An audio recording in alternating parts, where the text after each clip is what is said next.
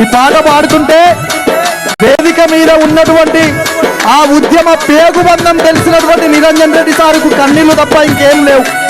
ఒకప్పుడు తెలంగాణని పాలమూరుని ఎట్లా చేసిండో కేసీఆర్ కళ్ళ ముందు కనిపిస్తుంది కాబట్టి ఆయన కంట నీరు గారుతున్నది.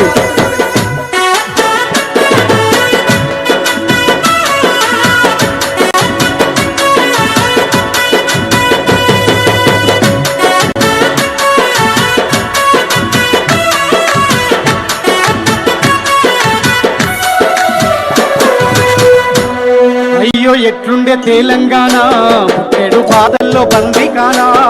అయ్యో ఎట్లుండే తెలంగాణ పుట్టేడు బాధల్లో బందికానా. నీళ్ళ కోసల్ల ఎండే ఊరు వలసపోయింది పాలమూరు. నీళ్ళ కోసల్ల ఎండే ఊరు వలసపోయింది పాలమూరు. ఎక్కడైనా గాని ఒక నాయకుని గురించి ఒక లీడర్ గురించి సామాన్య కార్యకర్తలు కావచ్చు పార్టీ కార్యకర్తలు కన్నీళ్లు పెట్టుకోగా చూసినాం. వాళ్ళ నాయకుని మీద పాట పాడుతున్నప్పుడు మన నాయకుని మీద పాట పాడుతున్నప్పుడు ఎవరైనా లీడరు నాయకుడు ఏడవంగా చూసిల్లా నిరంజన్ రెడ్డి అన్న కళ్ళల్లో నీళ్లు చూడండి ఒక్కసారి. ఎంత ప్రేమిస్తే ఎంత ఇష్టపడితే ఎంత గౌరవం ఉంటే ఆ కన్నీళ్ళు వస్తాయి. అయ్యో ఎట్లుండే తెలంగాణ పుట్టేడు బాధల్లో బందికానా. అయ్యో ఎట్లుండే తెలంగాణ పుట్టేడు బాధల్లో బందికానా. నీళ్ళ కోసల్ల ఎండే ఊరు వలసపోయింది పాలమూరు. నీళ్ళ కోసల్ల ఎండే ఊరు వలసపోయింది పాలమూరు. పేదోని కళ్ళల్ల కన్నీళ్లు చూసి నువ్వు కోసపడితే వేసారు. నిప్పుల నగదయ్యి డప్పుల బరువయ్యి దండత్తి చేసావు పోరు. ఇక సత్తుడ బతుకుడ ఒక్కట మాటని సాగిపోయినావో ఉత్తమ. ప్రత్యేక తెలంగాణ ఉద్యమానికి నిలువత్తమైన నీవే కదా. యాదిల యాదికొస్తున్నవే సారు మళ్ళా ఎన్నడొస్తావు కేసీఆర్. యాదిల యాదికొస్తున్నవే సారు మళ్ళా ఎన్నడొస్తావు కేసీఆర్. యాదిల యాదికొస్తున్నవే సారు మళ్ళా ఎన్నడొస్తావు కేసీఆర్. యాదిల యాదికొస్తున్నవే సారు మళ్ళా ఎన్నడొస్తావు కేసీఆర్.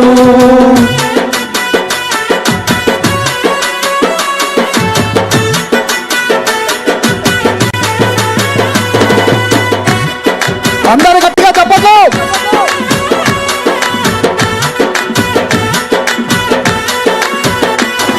నీ సూపుతో చెరువు నిండే నాడు రైతన్న బతుకు బండే. నీ సూపుల్లో చెరువు నిండే నాడు రైతన్న బతుకు బండే. సారు మా ఇంట్లో చెల్లె పెళ్ళి అయ్యింది కళ్యాణ లక్ష్మితోని. సారు మా ఇంట్లో చెల్లె పెళ్ళి అయ్యింది కళ్యాణ లక్ష్మితోని. గుండెకొక్క బాధ ఊరికొక్క గాథ నీ సైడిసినంక. నిన్ను తలవని మనిషేడి పిలువని గొంతేది నువ్వు తెచ్చిన రాజనా. నిన్ను తలవని మనిషేడి పిలవని గొంతేది. కేసీఆర్ సార్ ను తలుసుకొని మనిషి ఉన్నాడా ఈ తెలంగాణ రాష్ట్రం మీద? పిలవని గొంతున్నదా?